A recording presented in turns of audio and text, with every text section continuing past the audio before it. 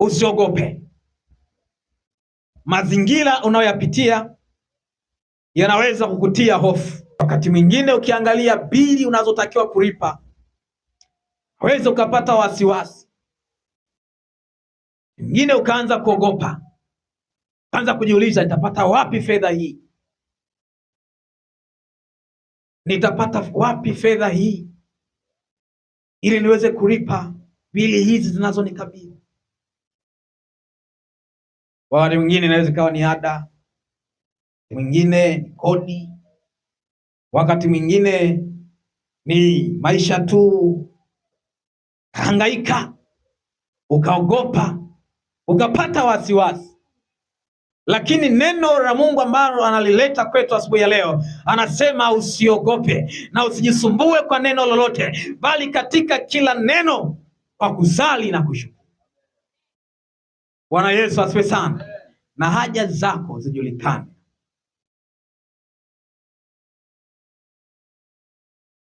Haja zako zijulikane na Mungu. Sijui ni mazingira gani umewahi kupitia yakakupa hofu. Inaweza ikawa ndio upo katika kipindi ambacho kila ukiangalia kushoto, ukiangalia kulia, ukiangalia mbele, ukiangalia nyuma, unaona hapa mimi ndio nimefika mwisho. Nataka nikwambie, unapoona akili zako zimefika mwisho, ndio Mungu anaingia kazini kukuchukua, kukupeleka unakotakiwa kwenda. Bwana Yesu asifiwe sana. Ndio maana ninakwambia, Mungu anasema asubuhi ya leo usiogope. Adui huwa anatumia hofu ili kumshinda mtu. Na ndio maana anapokuwa anataka kukuzuia usiendelee na safari yako, atakuonyesha mazingira ya kukutia hofu ili usiendelee. Useme nikiendelea kule mbele inaonekana kuna maadui wengi, nitakapokuwa nimeendelea watanikamata na kunidhuru. Kwa hiyo ukishayaona hayo utashindwa kuendelea na safari. Adui analeta hofu ili kumzuia mtu asiendelee. Lakini asubuhi ya leo tunakumbushwa kwamba tusiogope. Haleluya, haleluya. Mwambie jirani yako usiogope. Tell your neighbor, don't fear. Fear not. Fear not. Usiogope. Usiogope. Hofu ni silaha ya shetani ili kuweza kumshinda mtu. Sasa leo Mungu anatuambia tusiogope, kwa sababu ushindi ni sehemu ya maisha. Haleluya, haleluya. Inawezekana wakati mwingine ukapata hofu kwa sababu ya watu ambao wanashindana na wewe. Unajua tunaishi lakini tupo katika mashindano. Sometimes we are competing in business. Mashindano yapo kila mahali. Tunashindana kila mahali. Kuna hali fulani na kuwepo ndani ya mtu inayomwambia kwamba unatakiwa kufika pale, unatakiwa kufanya hili, unatakiwa kufanya lile, na hilo ambalo unalifanya kuna mtu mwingine anafanya. Sasa hiyo haitakiwi kukupa hofu. Bwana Yesu asifiwe sana.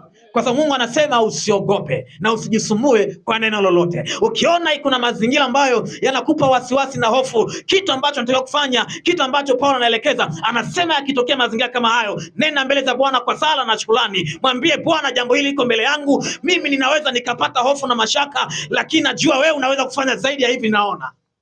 Haleluya, haleluya. Unaenda mbele za Bwana. Paulo anasema bali katika kila neno kwa kusali na kushukuru.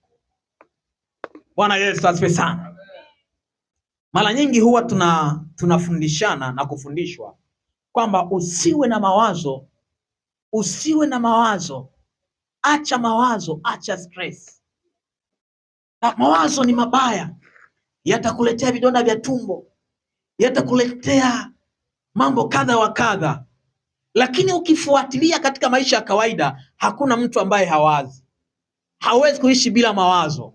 Lakini ni nini, kitu gani unaweza ukafanya pale mtu anapokuambia usiwe na mawazo, punguza mawazo au acha mawazo? Manake ni kwamba kama kuna kitu ambacho ulikuwa unakiwaza kinakufikisha kwenye hatua ya kukosa amani, kitu unachotakiwa kufanya ni kubadilisha.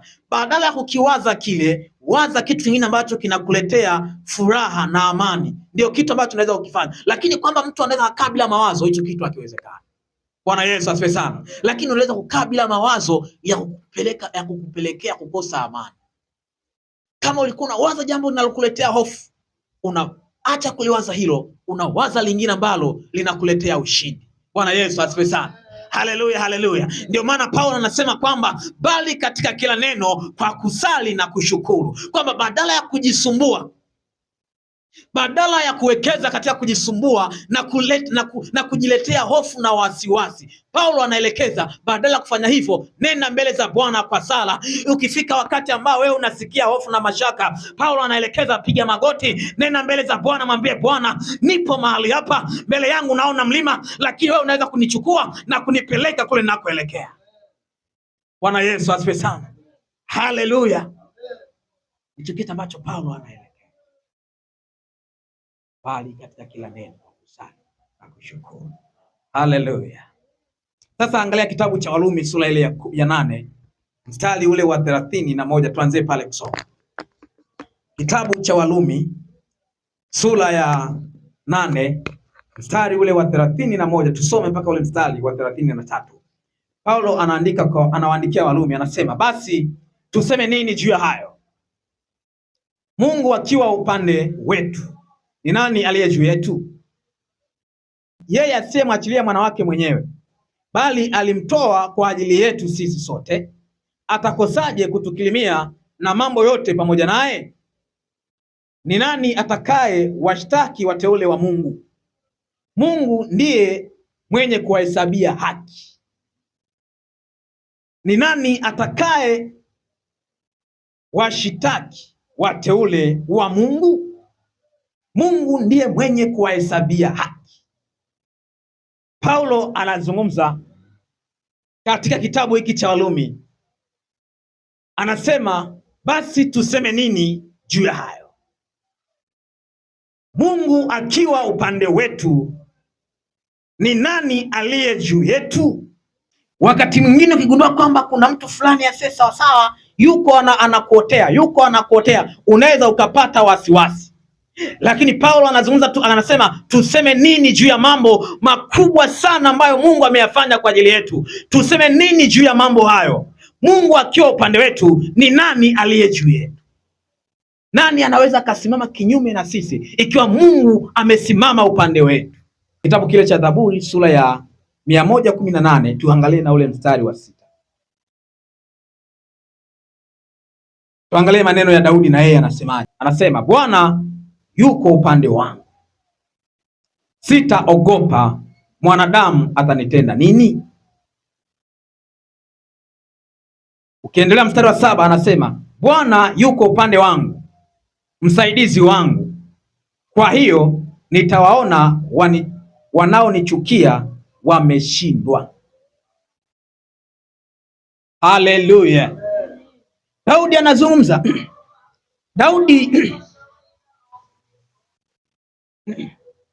Daudi ni miongoni mwa watu waliomtumikia Mungu wakianzia katika hali ya kupingwa.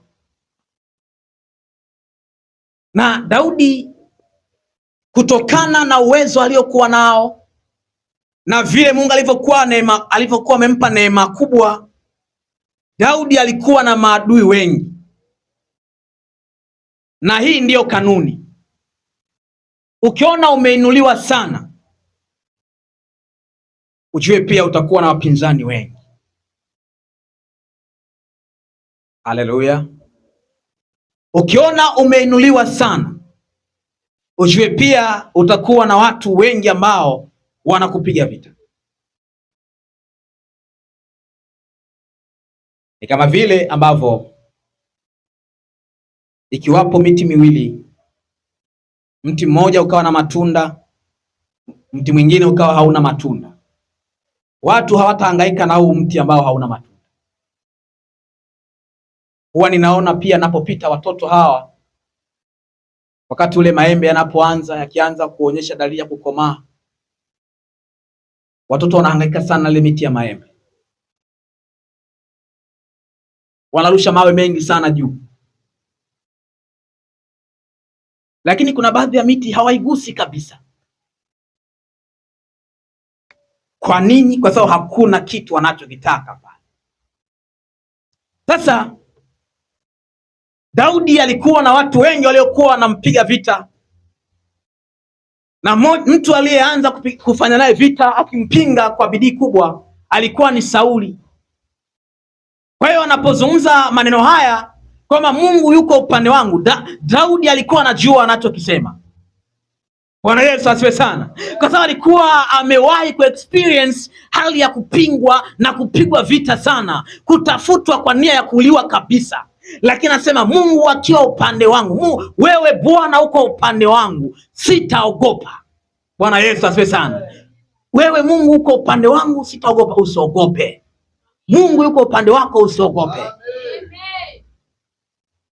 Mwanangu, usiogope, usiogope. Mungu yuko upande wako, hauna sababu ya kuogopa. Haleluya! Kwa sababu anasema wale watu chukiao watafanya nini ikiwa yeye yuko upande wewe?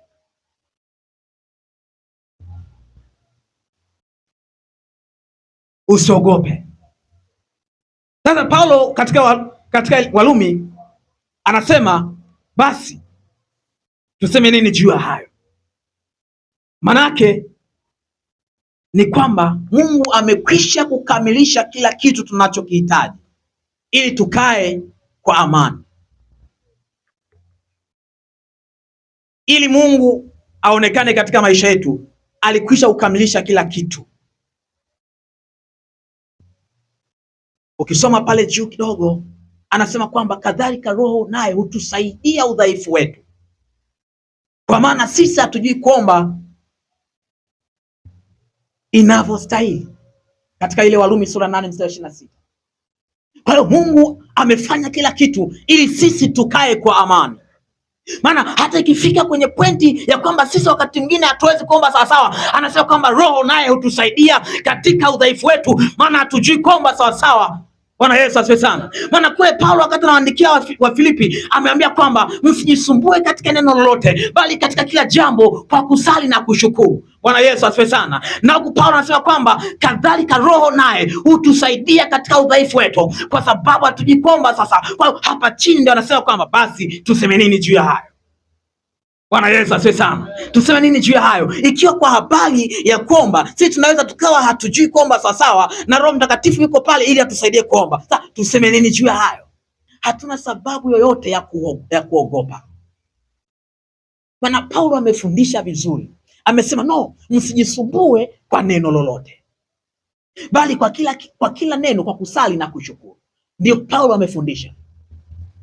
Lakini sisi wakati mwingine ni kweli tunaweza tukajua kwamba badala ya kuogopa niende mbele za Bwana nikaombe.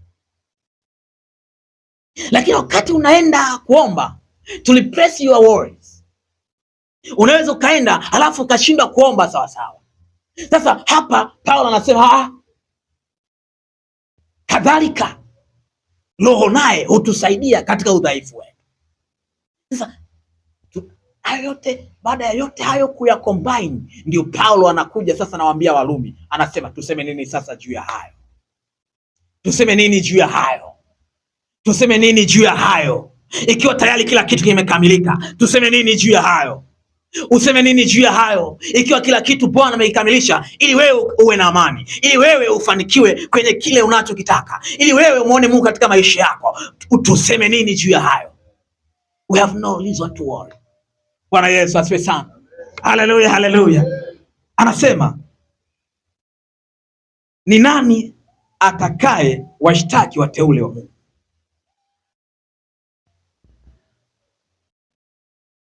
Maana Mungu ndiye anayewahesabia haki. We have been justified with God. Mungu ametuhesabia haki kwa damu ya Yesu ya msalaba, tumehesabiwa haki. Ni nani atakayetushtaki?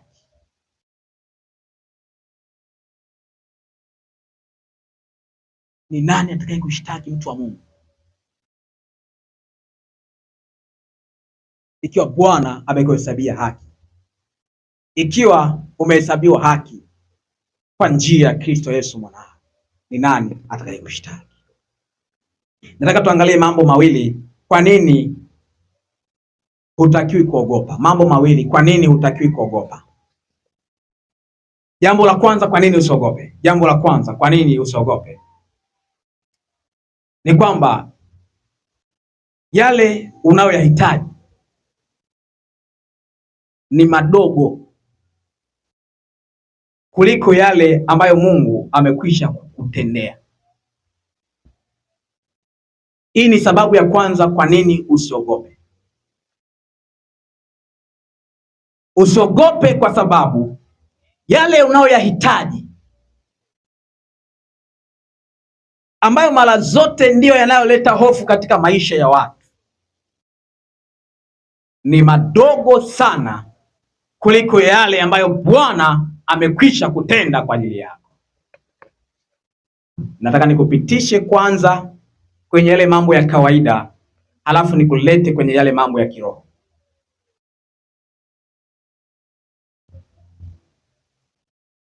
Mambo ambayo Bwana amekwisha kufanya kwa ajili yako ni makubwa kuliko yale ambayo yanaweza kukutia hofu leo.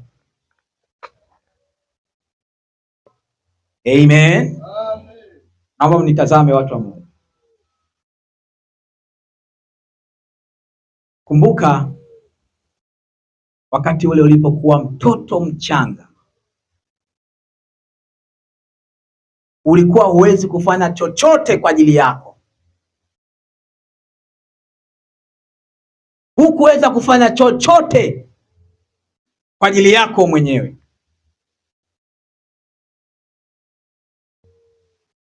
lakini Mungu alikulinda.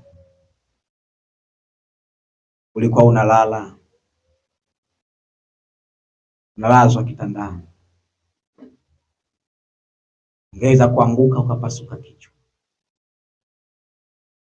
lakini ukuanguka, na hata ulipoanguka uliendelea kwa salama.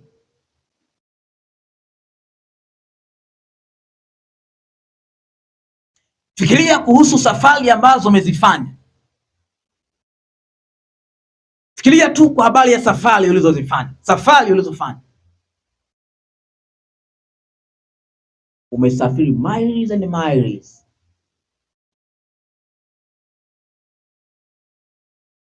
halafu haujawahi kupata ajali. Hata ilipotokea adui akaleta misukosuko ukapata ajali, Mungu alikuokoa kwa namna ambavyo hata leo huamini.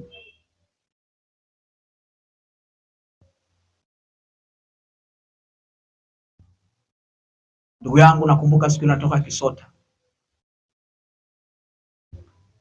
Nakumbuka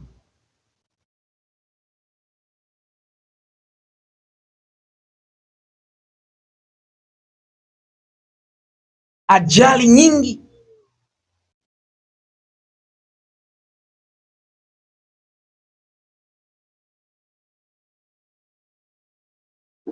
Mimi nimekuwa ninasafiri sana.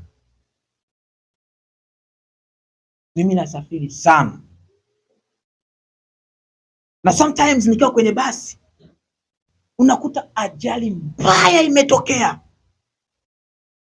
Yaani mnapita na basi lenu, mnakuta ndio damu bado zinavuja, watu wamepata ajali, bado damu zinavuja, lakini mnapita, mnaenda mpaka mnafika salama.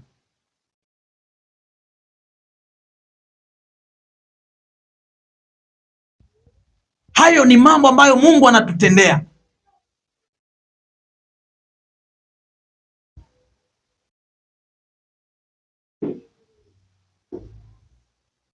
Wengine tuna familia hapa, ukipiga hesabu ambazo umetumia kulisha familia, kumbe una hela.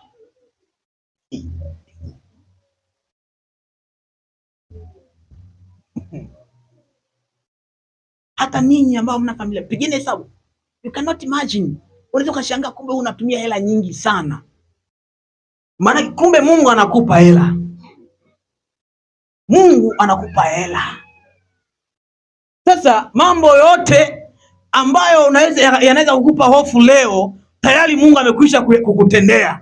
So you have hauna sababu ya kuogopa. Bwana Yesu asifiwe sana. Mambo ambayo Mungu amekutendea ni makubwa kuliko yale ambayo unahitaji leo. Wewe hauna sababu ya kuogopa. Haleluya, haleluya.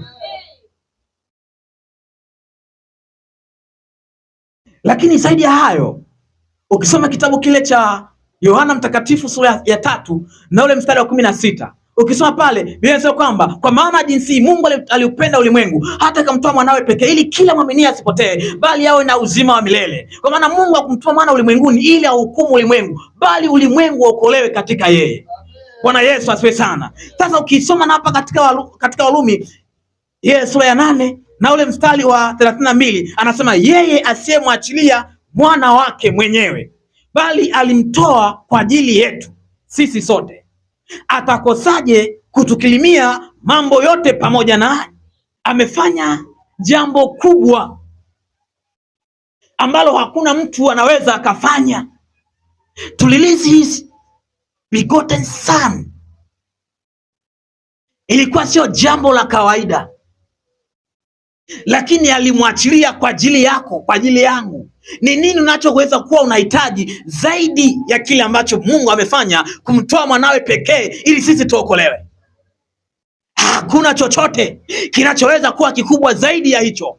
Bwana Yesu asifiwe sana. So una Yesu ndani yako, hauna sababu ya kuogopa. Yesu yuko ndani yako, hauna sababu ya kuogopa, maana huyo aliyeko ndani yako ni mkubwa zaidi ya yale ambayo yanaweza kuleta hofu na wasiwasi katika maisha yako.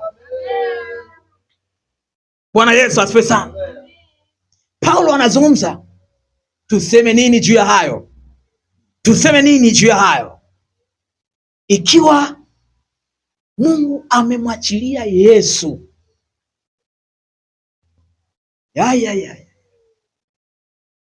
amemwachilia Yesu, amekuja. Leo sisi tumeokoka, na unajua unapookoka ndani yako kinafanyika kitu cha ajabu. Ndani yako unaingia uzima wa milele.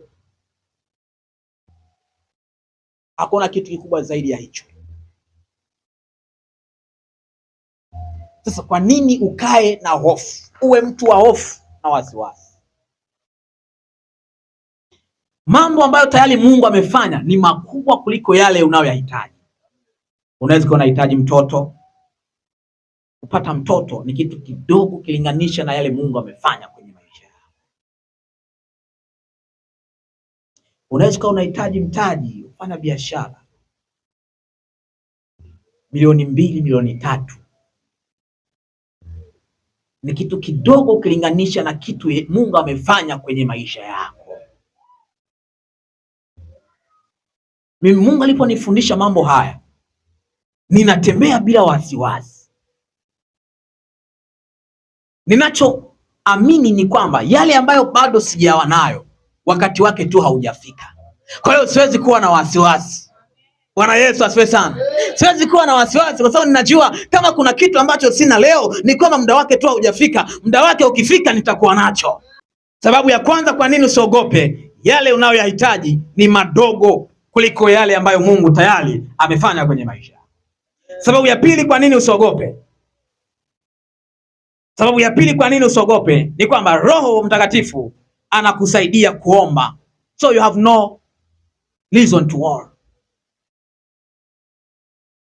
Roho Mtakatifu anakusaidia kuomba, kwa hiyo hauna sababu ya kuogopa. Roho Mtakatifu, ndugu zangu, anatusaidia katika udhaifu wetu. Ni kweli sisi ni wadhaifu, ni wadhaifu. Sisi ni wadhaifu. Mili yetu wakati mwingine inachoka. Hatupaswi kuogopa. Kwa nini? Kwa sababu Roho anatusaidia katika udhaifu wetu.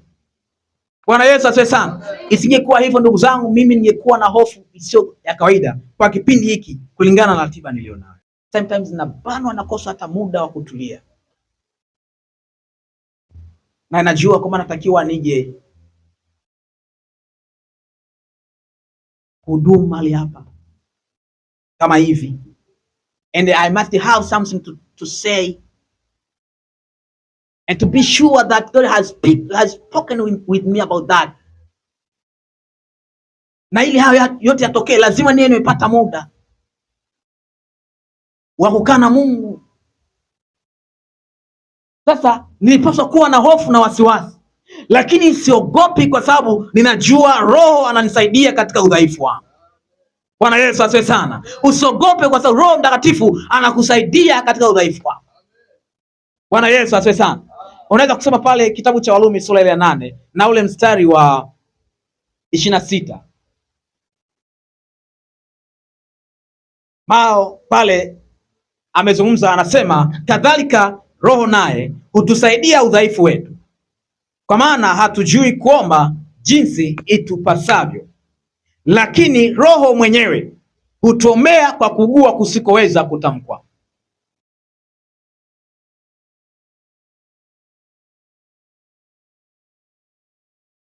Anajua udhaifu wetu. Jambo moja ambalo nataka niseme hapa, don't replace your laziness with this scripture. Usije ukabadilisha ukaweka mstari huu kwenye ile hali ya uvivu. Usifanye hilo kosa. Pale ambapo unajua unatakiwa kufanya kazi, unatakiwa kufanya sehemu ya kwako, ufanye kwa uaminifu. Bwana Yesu asifiwe sana. Wakati ukifanya kwa uaminifu, ndio Roho Mtakatifu atakusaidia katika hali zile ambazo unaweza ukawa na udhaifu. Bwana Yesu asifiwe sana. Kwa hiyo usikae mahali ukasema no, I know that Holy Spirit will take over in my weaknesses. Unatakiwa ufanye kulingana na nafasi ulionayo na vile ambavyo Mungu amekupa uwezo, halafu wakati ukiendelea ndio atakusaidia katika ile maeneo ambayo wewe ni mdhaifu. Bwana Yesu asifiwe sana. So you have no reason to worry. Hizi ni sababu mbili kwa nini mtu wa Mungu hapaswi kuogopa. Nataka nipe mfano. Ikiwa umeshtakiwa mahakamani, halafu wakati unaendelea na kesi yako ukawa na uhakika na mtu anayekutetea, ukawa na uhakika na wakili wako kwamba yuko competent na anaijua kesi na kila kitu, wewe kesi yako kiitwa, unaenda bila wasiwasi. Unajua mtu anayekutetea yuko vizuri, kwa hiyo unaweza kuvaa na suti yako unaingia tu kwenda kusikiliza kesi, kwa sababu una uhakika mtu anayekutetea yuko sawa sawa. Bwana Yesu asifiwe sana. Nataka niwape mfano. Kwa mfano, umeshtakiwa na kesi fulani, alafu wewe anakutetea Lissu ndiye anayekutetea kwenye hiyo kesi.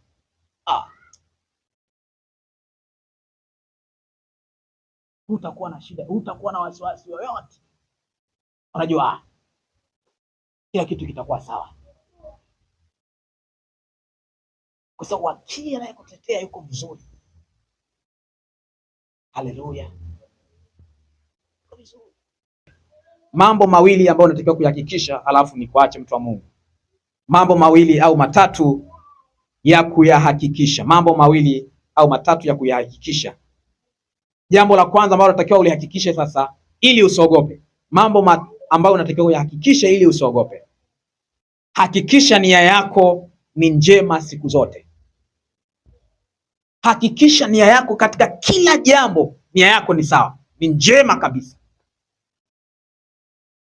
Ukiwa na nia ambayo si njema, itakupa hofu na wewe unatakiwa uogope. Lakini ukigundua kwamba katika kila kitu unachokifanya nia yako ni sawa, nia yako ni njema, hauna haja ya kuogopa. Kwa hiyo hakikisha nia yako ni njema siku zote. Unaweza kurejea Wafilipi sura ya 4 mstari ule wa 7. Wafilipi sura ya 4 na ule mstari wa 7, unaweza kurejea pale. Tunahitimisha watu wa Mungu somo letu. Na amani ya Mungu ipitayo akili zote itawahifadhi mioyo yenu na nia zenu katika Kristo Yesu. Mungu huwa anaangalia sana nia ya ndani. Mungu yupo concerning na nia ya mtu. He is much concerned with your thought and your attitude. Mungu yuko concerned na hiyo. Sasa ukiwa na nia nzuri, nia yako ikiwa ni sahihi katika masuala ya kumtumikia Mungu, nia yako ni sahihi katika masuala ya kuwasaidia watu, nia yako ni sahihi katika mambo, katika kujitoa kwako, nia yako ni sahihi katika hali yako yoyote ile, nia yako ikiwa ni sahihi, usiwe na hofu. Bwana Yesu asifiwe sana. Usiwe na hofu, nia yako ikiwa ni sahihi. Kwa hiyo hakikisha katika kila kitu unachokifanya uwe na nia iliyo njema, nia yako iwe njema. Bwana Yesu asifiwe sana. Uwe na nia iliyo njema. Muda wetu umekwenda kidogo, sitasoma ile mstari, lakini nataka nieleze kidogo katika kitabu cha Warumi sura ya 13. Ukianza kusoma pale mstari wa kwanza ukaendelea kusoma mpaka chini kule, anazungumzia habari za viongozi na namna ambavyo Mungu analeta viongozi, namna ambavyo analeta mamlaka. Sasa katika ule mstari wa 4 amempa mtu haki ya kuogopa. Katika ule mstari wa 4 amempa mtu haki ya kuogopa, akisema kwamba ikiwa wewe hauitii mamlaka, na unapokuwa umeshindwa kuitii mamlaka, manake nia yako si njema juu ya mamlaka hiyo. Bwana Yesu asifiwe sana.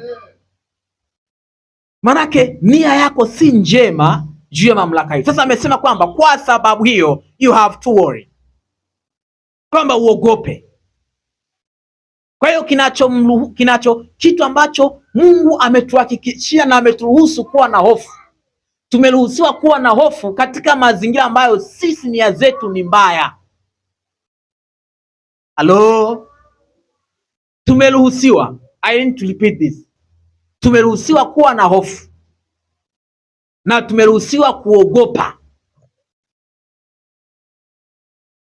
katika mambo yale tunayoyafanya tukiwa na nia isiyo njema. Unafanya kitu unajua kabisa hiki ninakifanya lakini si chema. Unapofanya kisha namna hiyo, uwe na hofu sana, maana wakati wowote mambo yako yanaweza yakaharibika. Bwana Yesu atusaidie sana. Wakati wowote mambo yako yataharibika. Kwa hiyo katika mazingira kama hayo uwe na hofu, lakini ukiwa na nia njema, unafanya kila kitu sahihi kwa ajili ya matokeo mazuri, usiogope. Hata katika wakati ambao mambo yako yataonekana ni magumu, hayaendi sawa sawa na vile ulikuwa unatamani, usiwe na wasiwasi, kwa sababu Mungu yuko pale, atakusaidia. Bwana Yesu asifiwe sana. Haleluya, haleluya. Kwa jambo la kwanza la kulihakikisha, hakikisha nia yako ni njema. Jambo la pili la kulihakikisha, hakikisha hauondoki kwenye kusudi lako. Hakikisha hauondoki kwenye kusudi lako. Hakikisha hauondoki kwenye wito wako. Usiondoke kwenye kile ambacho Mungu amekuitia kufanya. Usiondoke kwenye kusudi la maisha yako.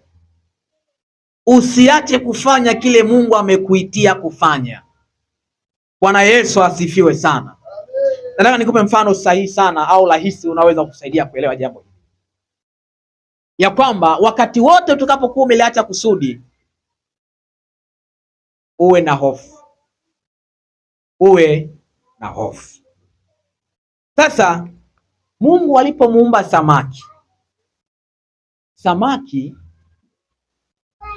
samaki ameumbwa ili aishi baharini. Bwana Yesu asifiwe sana.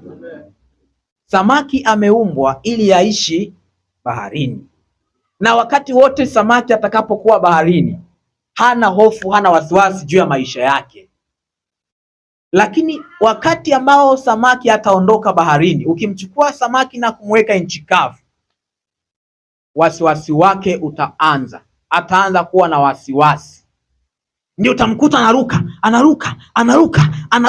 anaruka ili aone kama anaweza kujikuta amerudi tena kwenye asili yake. Bwana Yesu asifiwe sana.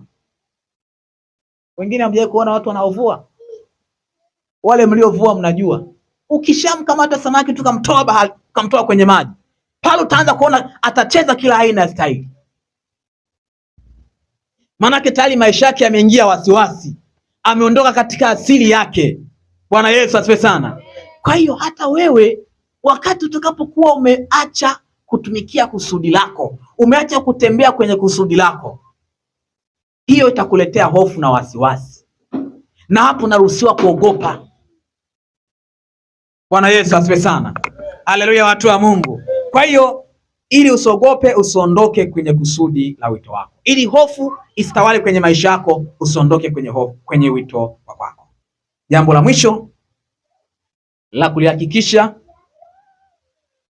hakikisha unatafuta utakatifu kwa gharama yoyote. Hakikisha unautafuta utakatifu kwa gharama yoyote. Hakikisha